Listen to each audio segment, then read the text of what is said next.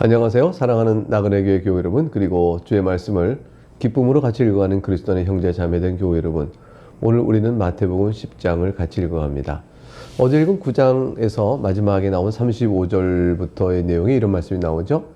예수께서 모든 도시와 마을에 두루 다니사 그들의 회당에서 가르치시며 천국 복음을 전파하시며 모든 병과 모든 약한 것을 고치시니라. 무리를 보시고 불쌍히 여기시니 이는 그들이 목자 없는 양과 같이 고생하며 기진함이라. 목자가 형식적으로 있었습니다. 그러나 거짓 목자요 사꾼이었습니다. 그래서 그들은 목자 없는 양과 같았죠. 이제 주님께서는 제자들에게 이렇게 말씀하셨습니다. 추수할 것은 많되 일꾼이 적으니 그러므로 추수하는 주인에게 청하여 추수할 일꾼들을 보내주소서 하라 하시니라. 그래서 추수하는 주인에게 청하여 추수할 일꾼을 보내주소서라는 그 간구를 하고 일꾼은 나가라는 말씀이신데, 10장에 이르러서 오늘 읽을 말씀에 주님께서 제자들을 파송하시며 추수할 일꾼을 보내시는 그런 내용부터 시작이 됩니다. 1절부터 6절까지 말씀을 읽어보겠습니다. 예수께서 그의 12제자를 부르사 더러운 귀신을 쫓아내며 모든 병과 모든 약한 것을 고치는 권능을 주시니라. 12사도의 이름은 이러하니라. 베드로라는 시몬을 비롯하여 그의 형제 안드레와 세베대 아들 야고보와 그의 형제 요한, 빌립과 바돌로메, 도마와 세리마테, 알페오의 아들 야고보와 다데오, 가나나인 시몬 및 가룟 유다 곧 예수를 판 자라. 예수께서 이 12를 내보내시며 명하여 이르시되 이방인의 길로도 가지 말고 사마리아인의 고을에도 들어가지 말고 오히려 이스라엘 집에 잃어버린 양에게로 가라. 천국 복음은 먼저 이스라엘에게 전파된 후에 이방인에게 본격적으로 확산되도록 하는 것이 하나님의 구속 역사의 전개 방식이었습니다. 그래서 주님께서는 이방인의 길로 가지 말고 사마리아인의 고을에도 들어가지 말고 오직 이스라엘의 집에 잃어버린 양에게로 가라고 말씀하신 것이죠. 이 말씀은 구원의 대상을 오직 이스라엘 유대인으로만 한정하라는 뜻이 결코 아닙니다. 구원의 대상은 온 세상에 흩어져 있는 하나님의 백성 모두가 다 구원의 대상이죠. 그 백성은 유대인 중에도 있을 것이고요. 그 백성은 사마리아인 중에도 이방인 중에도 있는 것이요. 오늘 우리와 같은 이에게도 있는 것입니다. 그러므로 소위 모슬렘들이, 이슬람교도들이 기독교를 비방하며 이르기를 예수님의 구원은 아주 배타적이고 유대인만 구원하러 하신 말씀이다. 보라 하고 이 말씀을 이용하는 경우가 있는데, 그 예수의 말씀을 왜곡하는 것이죠. 이스라엘 집에 있는 잃어버린 양으로 가라, 먼저 가라는 말씀은 이방에까지 흩어져 있는 주의 백성을 다 찾아가기 위해서는 먼저 성경대로 기록된 대로 유대로부터 사마리아로 이렇게 복음이 전파되는 순서와 작정이 있는 것입니다. 하나님의 말씀이 유대인에게 먼저 주어졌고 그 말씀의 성취로 복음이 전해져야 하기 때문에 유대인에게 먼저 가라는 말씀인 거죠. 성경을 따라 그리스도를 증거하는 말씀이 되어지는 것입니다. 이게 사람 생각에 임의로 좋겠다는 방식으로 따라갈 것이 아니라는 것을 말씀해 주는 것이죠. 7절 전해야 될 내용은 가면서 전파해 말하되 천국이 가까워했다. 천국을 전하는 것이고요. 그리고 그 증거로 8절에 보게 되면 병든 자를 고치며 죽은 자를 살리며 나병 환자를 깨끗하게 하며 귀신을 쫓아내는 일들의 표적의 증거를 예수님께서 사도들에게 권능으로 부여해 주셨습니다. 그리고 말씀하시기를 이것은 너희가 거저받았으니 거저주라 라고 말씀하셨어요. 복음은 절대로 자신의 탐욕과 이익을 위해 수단으로 쓸 것이 아닌 것을 말씀하셨습니다. 9절에 그래서 너희 전대에 금이나 은이나 동을 가지지 말고 10절 여행을 위하여 배낭이나 두보롯이나 신이나 지팡이를 가지지 말라. 이런 일꾼이 자기의 먹을 것을 받는 것이 마땅함이라. 이렇게 말씀하셨습니다. 주인이신 우리 주님께서 일꾼들에게 먹을 것을 주실 것이니 너희는 스스로 금, 은, 동, 배낭, 두벌, 옷, 신, 지팡이들을 가지고 너희 스스로 살 길을 도모하지 말라. 다시 말하면 재산의 증식과 보호를 목적으로 일하지 말라고 하신 말씀입니다. 사역자들도 경제생활에 기초가 필요하고 지혜로움이 있어야겠지만 삶의 노력을 재산을 불리는 일에 힘쓰지 말 것이라고 말합니다. 먹고 사는 일에 몰두하여 그것을 마련하고 늘리는 일에 기력과 마음을 소진하는 것, 그것은 복음을 전하는 일꾼에게는 합당치 않다라는 말씀을 하는 것이죠. 11절에 어떤 성이나 마을에 들어가든지 그 중에 합당한 자를 찾아내어 너희가 떠나기까지 거기서 머물라. 이 말씀은 천국 복음을 듣고 영접하며 구원을 그걸 기뻐하는 자를 찾아내 그곳에 머물라는 말씀은 앞선 문맥과 연결해 보게 되면 복음 전파와 물질의 보상의 기대 측면에서 보게 되면 좀 안 맞을 수가 있어요. 어떤 집이 처음에 환영하여 기쁨을 머물렀는데 다른 집이 더 나은 환경과 더 좋은 것을 준다고 할 때는 옮기고 싶어 하면 슬며쓸 것이지 않겠어요? 주님은 그런 식으로 일을 하지 말라고 말씀하는 겁니다. 어디든지 합당한 자를 찾아내요. 떠나지 말고 그 집에서 끝까지 그 집을 축복하고 그 집에 머물라. 그 집에 또 들어가면서 평안을 빌라. 13절. 그 집이 이에 합당하면 너희 빈 평안이 너희가 빌어준 평안이 거기 임할 것이요. 만약 합당하지 아니하면 그 평안이 너희에게 돌아올 것이니라. 여기서 말하는 평안은 예수 그리스도를 믿음으로 주어지는 평안을 의미하죠. 이 평안을 빌어주는 문화는 단순한 그냥 문화 인사가 아니에요.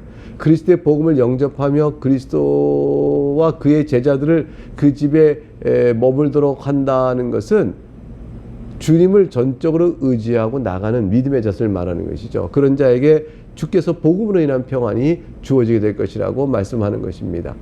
근데 반대로 14절 누구든지 너희를 영접하지도 아니하고 너희 말을 듣지도 아니하거든 그 집이나 성에서 나가 너희 발의 먼지를 떨어버리라 하셨어요. 15절 내가 진실로 너에게 이르노니 심판날에 소돔과 고모라 땅이 그 성보다 견디기 쉬우리라. 그리스도의 제자를 영접하는 자는 그리스도의 복음의 사역자들이 비는 평안을 받는 자들이고요. 그렇지 않는 자들은 제자들이 빌어주는 평안을 거부한 자가 되어지죠. 이런 자는 그리스도를 거부하는 것과 똑같죠. 그리고 훗날의 심판을 감당할 방법이 없습니다. 주님께서 발의 먼지를 떨어버리라고 하셨어요. 무슨 뜻일까요? 어떤 점과 어떤 이유에서도 그리스도와 상관이 없는 자임을 말씀하는 겁니다. 그리스도의 복음의 사역자를 환영하지 않는다? 그럼 복음을 거절한다? 그 천국에 합당한 자들이 아니죠. 주님과는 아무런 상관이 없는 자니 이들은 마지막 날에 소돔과 고모라가 자신의 악 때문에 하나님의 심판에 유황불에 타버린 심판을 받은 것과 마찬가지로 저들도 자기 죄값 때문에 심판을 받을 길 외에는 나갈 길이 없다는 것입니다. 그러므로 이 말씀은 뒤집어 보게 되면 복음의 전도자들이 세상에서 핍박과 어려움을 당하더라도 힘을 내라 라는 말씀의 격려도 되어집니다.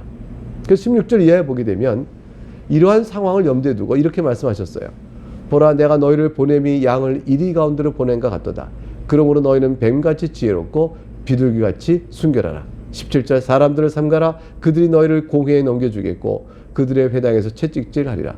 뱀은 보통 지혜로운 동물로 여겨지고요. 비둘기는 순전함을 상징하는 동물로 여겨졌습니다. 그래서 주님께서 거기에 빗대어 말씀하신 것이죠.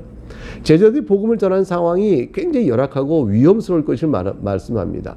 복음을 반대하는 자들이 복음을 전하는 자를 핍박할 것이기 때문이죠. 따라서 지혜가 필요하고 순결한 믿음이 필요합니다. 지혜를 결코 사악하거나 강도에 사용하지 말고 천국 복음을 전하는 자가 세상에 대하여 구별된 채 그 복음을 전하는 순결함이 필요하다는 말씀을 해주고 있으십니다. 18절 그래서 만일 세상이 복음을 전하는 자를 박해하여 총독들과 임금들 앞에 끌고 간다면 어떻게 될까요? 그 18절 너희가 나로 말미암아 총독들과 임금들 앞에 끌려가리니 이는 그들과 이방인들에게 증거가 되게 하려 하심이라. 박해하는 세상의 군왕들과 재판 관원들 앞에서 재판을 받을 때 오히려 복음이 증거가 되도록 하게 하시다 이렇게 말씀하셨습니다. 놀라운 말씀이죠. 이스라엘 권세 앞에서는 이 복음이 이스라엘에게 주어진 모세의 율법을 거스른 것이 아니요 선지자와 시편에 주어진 그리스도에 관한 참 복음이라는 사실을 증거하고 논증하게 되어졌고요. 로마의 최고 권력자 앞에서라면 이 복음은 세상의 어떤 학문도 결코 말할 수 없는 진리를 말하고 있음을 증거하는 것이 되어집니다. 유대인 앞에서는 모세의 율법과 선지자의 말씀의 예언이 성취된 것이다. 이게 증거가 되고 로마의 세속적 사람들 앞에는 세속 권력자 앞에는 그리스도의 복음만이 세상의 어떤 철학도 무엇도 줄 수 없는 진리를 말한다는 사실을 증거하는 겁니다. 19절 너희를 넘겨줄 때 어떻게 또는 무엇을 말할까 염려하지 말라. 그때 너에게 할 말을 주시리니 말하는 이는 너희가 아니라 너희 속에 말씀하신 이 곧 너희 아버지 성령이시니라. 사랑하는 교회 여러분, 육체를 죽이겠다라는 것을 위협하는 그런 무리들 앞에서 복음을 증거할 때 담대함이 도대체 어디서 나올 수 있을까요? 그건 성령 하나님께 주시는 것입니다. 어떻게 말하면 지혜롭게 답할까요? 성령 하나님께서 일깨워 주실 것입니다. 복음은 본래 사람을 입을 통하여 전하진다 하더라도 복음을 듣고 믿게 하는 것은 사람이 하는 일이 아니고 말의 논리가 아니라 성령 하나님께서 그를 바꿔내셔야 됩니다. 성령께서 친히 사람의 입을 통하여 말씀하시고 증거하시는 것이죠. 세상의 권력 앞에서 말하게 하시는 증거의 능력을 성령 하나님께 주실 것이고 그 말씀이 과연 역사하면 그 사람 마음을 바꿔버리니 내가 하는 말이 그들에게 진리로 들어오게 될 것입니다. 그래서 세상은 모두가 다 그렇게 믿지는 않는 것이죠. 그래서 심지어는 그 갈등과 박해가 21절에 장차 형제가 형제를 아버지가 자식을 죽는 데에 내주며 자식들이 부모를 대적하여 죽게 하리라고 말씀합니다. 다른 일이라면 믿고 의지할 수 있을지 몰라도 믿음의 만큼은 가족들이라도 믿고 의지할 수가 없습니다. 그래서 부모나 형제로부터 버림을 받고 미움을 받는 일이 생기게 되죠. 가장 친밀한 인간관계를 할지라도 말이죠. 천국 복음의 문제에 있어서는 서로 미워하고 증오하는 원수 관계가 될 수 있다는 걸 말씀합니다. 이슬람권에서 개종한 자식들을 죽이는 부모들의 모습을 또 형제를 죽이는 모습을 그렇게 어렵지 않게 볼 수 있는 거 아니겠어요? 22절에 가게 되면 또 너희가 내 이름을 말미암아 모든 사람의 미움을 받을 것이라 끝까지 견디는 자는 구원을 얻으리라. 결국 신앙은 인내로 증거됩니다. 이 동네에서 너희를 박해하거든 저 동네를 피하라. 내가 진실로 너에게 이르노니 이스라엘의 모든 동네를 다 다니지 못하여 인자가 오리라. 복음을 전하는 일은 또 그리스도인으로 살아간다는 일은 가장 필요한 것이 인내입니다. 왜냐하면 세상이 박해를 할 것이기 때문이죠. 그 박해라는 고통과 어려운 환경을 극복하고 참아내는 그것이 바로 믿음을 지켜야 하는 것이라 볼 수 있습니다. 그 믿음은 신실하며 신실함은 참아 견디는 인내입니다. 24절과 25절 같이 읽어보겠습니다. 제자가 그 선생보다 또는 종이 그 상전보다 높지 못하나니 제자가 그 선생 같고 종이 그 상전 같으면 조카도다. 집주인을 바알세불이라 하였거든 하물며 그집 사람들이랴. 이 말씀은 배우는 자는 가르치는 선생과 같이 될 수만 있다면 족하다는 것이죠. 제자가 선생만큼 될 수 있다면 족한 거예요. 종이 상전만큼 될 수 있다면 최선이라고 말씀하는 거죠. 이런 원리를 생각해 볼 때 교회 머리 대신 그리스도를 가리켜서 바알세불이라 하고 고난하고 정죄했다면 제자들 또한 그만한 정죄를 받는 일들은 예상할 만하지 않겠냐는 말씀이죠. 그리스도께서 변질돼 버린 교회, 서기관과 바리새인들, 제사장들, 그들과 세상으로 받으신 대접을 한번 생각해 보세요. 그러면 주님께서 그런 고난의 대접을 받으셨다면 그리스도의 제자들 또한 그러한 대접을 받을 것이라 예상할 만할 수 있지 않겠냐는 것이죠. 그리스도는 그리스도를 섬기는 종인데, 근데 그리스도께서는 고난을 받았는데 그리스도를 섬기는 종은 세상에서 대접을 받을 것이다. 이렇게 생각하는 것이 언밸런싱이죠. 맞지 않는 일이죠. 그러므로 그리스도의 제자는 그리스도께서 걸어가신 고난의 길을 따라갈 각오도 해야 된다라는 말씀을 주고 계신 것입니다. 26절 그런즉 그들을 두려워하지 말라. 감추인 것이 드러나지 않을 것이 없고 숨은 것이 알려지지 않을 것이 없느니라. 이 말씀이 뭘 뜻할까요? 얼핏 생각하면 사람들의 생각과 행동이 다 드러나게 될 것이므로 주님을 따르다가 복음을 핍박하는 자들 만나게 되더라도 두려워하지 말라. 사람의 생각은 감추인 것도 드러나지 않을 것 같고 숨은 것이 알려질 것이 없기 때문이라고 생각되어집니다. 그러나 여기서 감추인 것과 숨긴 것은 전부 다 사실은 예수 그리스도의 복음을 뜻해요. 그러니까 그리스도를 따르는 무리가 고난을 받게 되는 것은 사람들이 복음을 알지 못하고 오히려 핍박을 하기 때문에 그리스도를 따르는 무리가 고난을 받게 되겠지만, 왜냐하면 사람들이 복음을 모르니까요. 그럼 언젠가나 숨긴 것, 감추인 것, 즉 복음이 하나님 정하시는 때가 되면 드러나고 진리임이 드러나게 될 겁니다. 그럼 복음의 권세도 나타나게 되는 것이죠. 그래서 그 복음을 부정하고 또 감춰있기 때문에 숨은 것이 알지 못해 핍박했던 모든 자들이 다 그 죄상이 드러나게 될 것이라는 것이죠.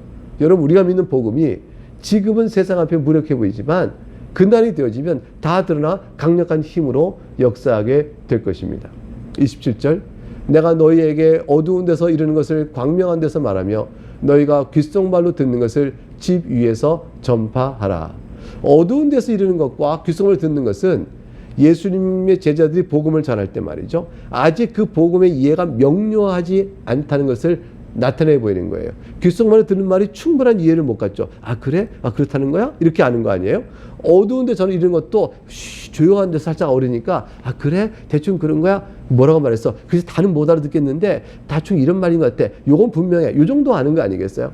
복음을 전하는 일이 그럴 수 있다는 겁니다. 그런데 예수님께 죽으시고 부활하시고 승천하시고 성령 충만한 역사를 오순절 성령 강림 때 일궈주시면 그 제자들이 그냥 복음을 잘 이해하고 확신 있게 전하게 되어서 귓속말로 듣는 것을 집 위에서 전파함으로 선포하게 되는 것이다. 광명한 데서 알리게 될 것이다. 그래서 복음의 진리가 확정적으로 확실하게 전하게 될 것을 말씀하는 내용입니다. 그러므로 이렇게 복음이 확실해질 것이므로 그 다음에 어떻게 되죠? 28절 몸은 죽여도 영혼은 능히 죽이지 못하는 자를 두려워하지 말고 오직 몸과 영혼을 능히 지옥에 멸하시는 이를 두려워하라고 말씀하셨습니다. 그리스도의 제자로 살아가는 동안에 말이죠. 두려워할 것은 사람들이 아니라 하나님이십니다. 사람들은 기껏해 육신의 목숨을 해야겠지만 하나님께서는 영혼과 육신을 해야 하시니 참으로 두렵고 경외해야 할 대상은 우리의 몸과 영혼을 함께 멸하실 수 있는 분이신 하나님이십니다. 그러므로 하나님 앞에서 영혼을 구원받고 육신에 또한 구원을 받는 우리는 하나님을 두려워하며 하나님의 그리스도의 제자로 살아온 동안에 하나님을 경외하는 일을 마땅히 해야 될 것입니다. 그래 두려워하지 말라고 29, 31절에 이렇게 격려의 말씀을 주십니다. 참새 2마리가 한 아사리온에 발리지 않느냐. 그러나 너희 아버지께서 허락하지 아니하시면 그 하나도 땅에 떨어지지 아니하리라. 너희에게는 머리털까지 다 세신 바 되었나니 두려워하지 말라. 너희는 많은 참새보다 귀하니라. 하나님께서 온 세상을 섭리로 다스리고 계시지 않습니까? 두려워할 것이 없는 거죠. 그 섭리의 손길은 커다랗고 굵직한 사건에만 역사하는 것이 아니고 참새 한 마리, 그저 한 푼밖에 안 되는 작은 참새 한 마리에 죽고 사는 것까지 하나님은 다 섭리 가운데 붙들어 놓으셨어요. 그러니까 하나님을 믿는 우리 그리스도인 신자들은 얼마나 담대할 수 있겠어요. 우리의 머리털까지 다 세신 바 되었다고 말합니다. 환난이 끊임없이 밀려온다 할지라도 그 가운데 인생과 믿음의 삶이 곤비하고 고달프더라도 말이죠. 하나님의 세시한 보살핌과 계획 아래서 우리가 살아간다는 사실은 전혀 변함이 없는 것입니다.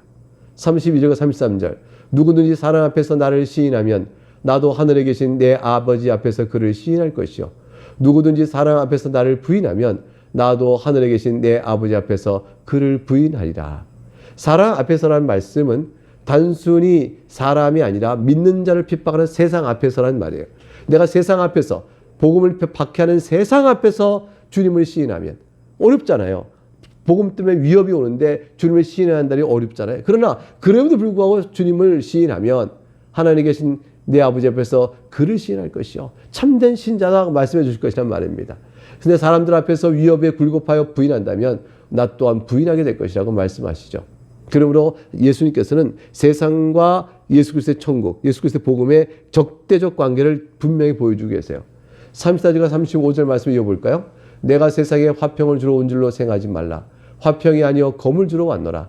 내가 온 것은 사람이 그 아버지와 딸이 어머니와 며느리가 시어머니와 불화하게 하려 함이니 36절 사람의 원수가 자기 집안 식구리라. 아버지와 어머니를 나보다 더 사랑한 자는 내게 합당하지 아니하고 아들이나 딸을 나보다 더 사랑하는 자도 내게 합당하지 아니하며 또 자기 십자가를 지고 나를 따르지 않는 자도 내게 합당하지 아니하리라. 이 말은 가족 간의 불화를 일으키는 뜻이 아니죠. 가족은 더없이 소중하지만 가족 간의 사랑 때문에 예수님께 불순종하는 일은 없어야 될 것이라고 말씀하는 거예요. 가족을 향한 사랑의 의무를 저버린 것은 매우 악한 일이죠. 그러나 그것을 핑계로 하여 예수 그리스도를 불순종하고 영생을 거부하는 악행을 범하여서는 안 되는 것입니다.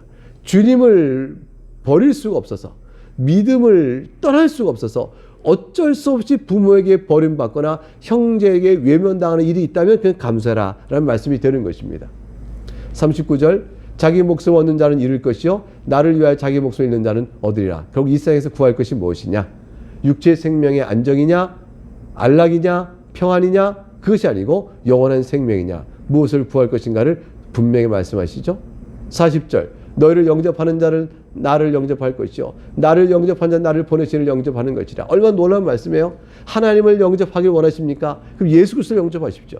예수 그리스도를 영접하기 원하십니까? 예수 그리스도의 복음을 전하는 그의 제자를 영접하십시오.